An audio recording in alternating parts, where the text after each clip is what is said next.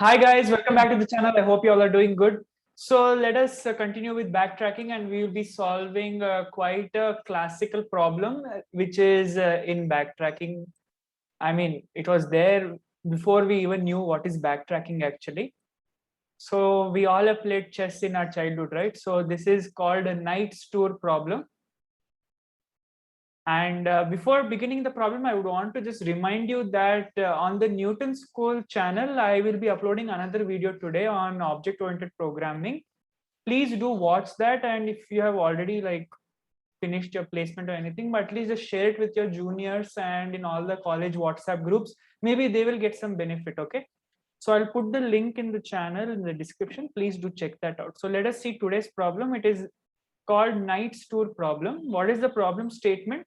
We are given a n into n board, chess board with knight placed on the first block, and we have to move according to rules of the chess game. So how will a knight move? It will move in L shape. So if this is the knight, it will take one step forward and two steps to the right.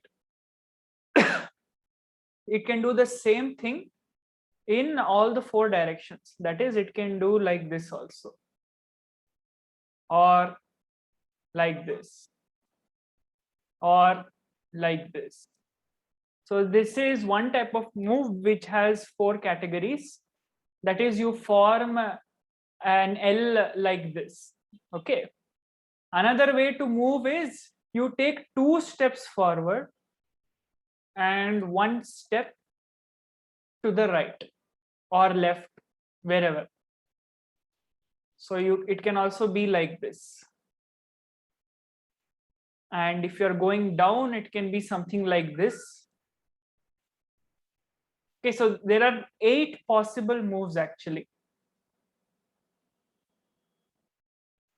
And what is the problem saying that we have to print the order of each cell in the in which they are present, sorry, in which they are visited.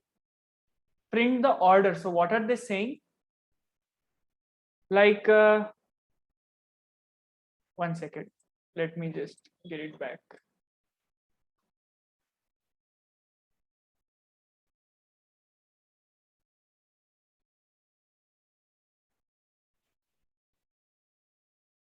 So consider we have a chessboard. Let us not draw 8 into 8 cells. We will draw only 4 into 4. Just consider 4 into 4 chessboard. We are given a knight and it is starting from the first block, which is here. Now knight can end up here or it can end up here, right? So basically what they're saying is wherever wherever you go, you need to print the the block number. So actually not block number, the move number. So you have done 0 moves here, so print 0. Then you will be doing 1 move here, or you can do 1 move here, or you can do the second move here, something like that. So we have to print these numbers, and we have to first of all tell if we can do n into n moves, because there'll be n into n cells. So basically this entire chessboard should be filled with numbers which are from 0 to n into n minus 1, or you can even fill it from 1 to n into n, and it should be filled in a way such that no cell is visited again. So no cell can have multiple values, and you should not visit a cell that has already been visited. So it will be very difficult to draw that. To visualize that, you can see this example here only. They have taken time and they have got the output. So if n is equal to 8, we are getting this as output matrix. So this is 8 cross 8 chessboard, and you can see here 0 is printed in the first block. Then we did one move, so 1 is printed here. Our second move we did here, so 2 is printed here. Then third move we did here, 3 is printed, then 4, 5, 6. So like this, can we print all the values in and return the matrix? That is the problem. So this is a pretty simple, again, depth first search. Okay, So what are the types of moves that we can do? So if we are at a current cell, we can go 2 cells up. We can go 2 cells up and 1 cell right. So if our current coordinate is I comma j, we can end up at I minus 2 j plus 1. So the coordinate of this cell will be I minus 2 j plus 1, or we can end up here, which is I minus 2, sorry, 1 second. I minus 2 j minus 1, this is another coordinate, or we can go down like this and end up here. This is I plus 2 j, why do I write, okay, j minus 1, and we can end up like this also. 2 moves down and 1 move to the right, which is I plus 2 j plus 1. Okay, now another type of move is go 1 step forward and 2 steps to the right.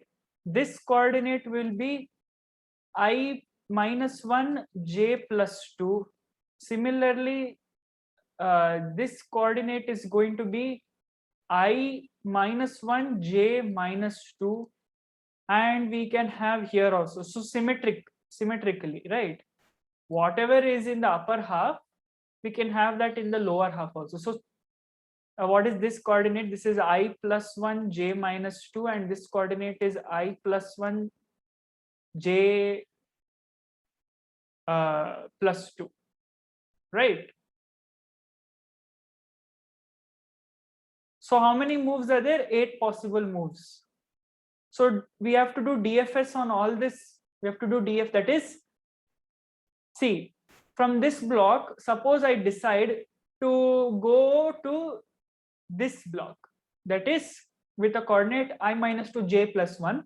Then when I'm here, again I have 8 possible moves, which are like this only. Just consider the move something like this, something like that Shiva symbol, you can say. Okay, so or maybe a swastik symbol or something. Anyway, leave it. So basically, I don't know why I drew this, leave this. So you'll have 8 possible moves there also. So there again, you have to see all the possibilities like that in each cell. So there will be n square cells and you have 8 possible moves. So time complexity will be 8 to the power n square. So this is going to take a lot of time and you will not get the output. Like for n equal to 8, for example, n equal to 8 means how many calculations are there? 8 to the power 64 calculations. That is a very, very big number. That is why if you try on any ID, you will not get 8 power 8. You will get answer for 5 power 25. I think that is the max it can calculate up to, but it can't calculate 8 power. You will get TLE. So you don't try to run this on your machine or editor, but at least get the logic. You have to use simple DFS. Okay, and whenever we have DFS, we need a visited array. So in all these matrix related backtracking problems, we will have a visited array to check if we have visited that cell already or not. Also, we have to check for safe cell. What is a safe cell? If the cell has gone out, I mean, if we are checking outside the matrix or not. Because when we do this I minus 2 j plus 1 and all, I, if it becomes less than 0 or j becomes less than 0, or if I becomes greater than or equal to n or j becomes greater than or equal to n, that is we go outside the matrix. So that we have to see, and whether it is already visited, that we have to see. Okay, and if both these are false, then we will visit that cell. So we need to mark in our visited matrix that we have visited it. And also because we need to print the values like this, right? 0, 1, like all these values we have to print. So in our, we have to take another matrix wherein the value of that particular coordinate or that particular cell will be the move number. So we did one move starting from the first cell, we did one move, so the value of this cell is 1. Then we did 2 moves, so value of this cell is 2. Like that we have to store those values and finally print that matrix. So actually you don't need another visited array. You don't need another matrix. Sorry, you don't need another matrix. You can keep one matrix only, initialize all the values to -1 or 0, whatever, and you can make use of this your answer matrix only as visited matrix. Just check that if value of that cell is not -1, whatever you had initialized it before, if it is not -1, that means that cell has already been visited. So you don't need actually another visited array. You don't need it. Although I have used it, I'll show the code now. I have used it for just better understanding. So I've taken the input n, then n into n matrix, then I've taken a n into n Boolean matrix visited. Initially all cells are unvisited, right? Then I'm passing these parameters to the function solve. What is this? This is n, and what are these two? 0 0, it is starting cell I comma j, I comma j starting 0 0. And what is the other 0? Other 0 is for count of moves. How many moves have we done? And we are passing matrix because we have to store the count of moves in each cell, and visited matrix. So you don't actually need visited. You can do everything with this matrix only. And going to the code now, solve function. First of all, check if the cell is invalid. If it is invalid, just return, don't do anything. Or if we have reached a cell that was already visited, again return, don't do anything.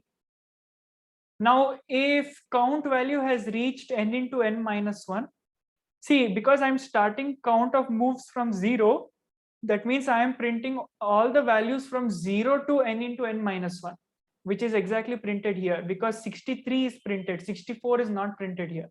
Although you can start from 1 to n into n, I have started from 0 to n into n minus 1. So I'm checking when number of moves is that much, then I will return. I will store that value in matrix and I will return. If all these conditions are false, then I'll mark the current cell as visited. Also, in my answer matrix, I will store the value of the moves in that particular cell, how many moves are done. Then 8 functions, because we have 8 possible moves. So 8 functions I'm calling, and each time I'm calling, I'm doing count plus 1 because I have done a move. So every time you call a function, increment count. And unmark the cell as unvisited. And you don't have to do this actually, like matrix of I comma j0, that's not necessary though. But yeah, you can, if, I mean, I think that's not necessary, so leave it. Yeah, so you need to mark the cell as unvisited after trying all 8 combinations or 8 possibilities. Sorry. So that's all. This was the problem. This is the solution. I hope you liked it. Hit the like button. It will help the algorithm. Subscribe to the channel. It will motivate me. We are very close to 4,000 subscribers. Please do subscribe. Let us make it 4K. And share it with all your friends. Share the channel with all your friends, your juniors. Just share it in the WhatsApp group. So until the next video, take care, stay safe, keep learning, keep growing, stay tuned. Bye.